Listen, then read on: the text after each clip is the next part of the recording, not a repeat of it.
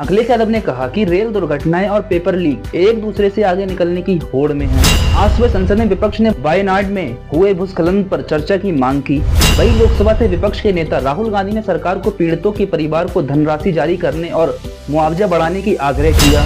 उन्होंने कहा, वायनाड और पश्चिमी घाट से भूस्खलन की घटनाओं में चिंताजनक वृद्धि हुई है। संभावित क्षेत्रों के तत्काल मैपिंग और ऐसी प्राकृतिक आपदाओं को कम करने के तरीकों की आवश्यकता है। इस बीच राज्यसभा में अध्यक्ष जगदीप धनखड़ ने सदस्यों को इस मामले पर अपनी चिंता व्यक्त करने की अनुमति दी। उन्होंने ये भी कहा, हम अपनी संवेदना और एकजुटता व्यक्त करते हैं। देश के किसी भी हिस्से में कोई भी आपदा हमारे लिए बहुत महत्वपूर्ण है।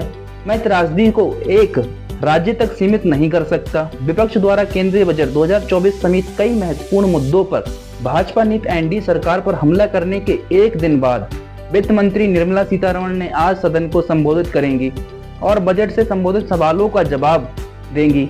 उन्होंने 23 जुलाई को वित्त वर्ष 2024-25 के लिए मोदी सरकार का लगातार तीसरा बजट पेश किया। राहुल गांधी ने बजट पर क्या कहा, आइए जानते हैं। तब तक आप चैनल को सब्सक्राइब कर लीजिए। बजट सत्र का दूसरा हफ्ता सोमवार को गर्मागर्म बहस और बजट पर सरकार की आलोचना तथा दिल्ली के एक कोचिंग सेंटर में यूपीएससी उम्मीदवारों की दुग्ध मौत के साथ शुरू हुआ।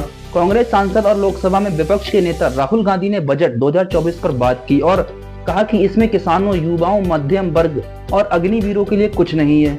उनके भाषण को सुनते समय वित्त मंत्री निर्मला सीतारमण अपने चेहरे को हाथों से ढककर इशारा करती नजर आईं। 22 जुलाई से शुरू हुआ बजट सत्र 12 अगस्त को समाप्त हो गया। हालांकि कल निर्मला आंटी जो हैं वो उनकी इस बात पर मुस्कुराई कि हलवा सबको बांटा,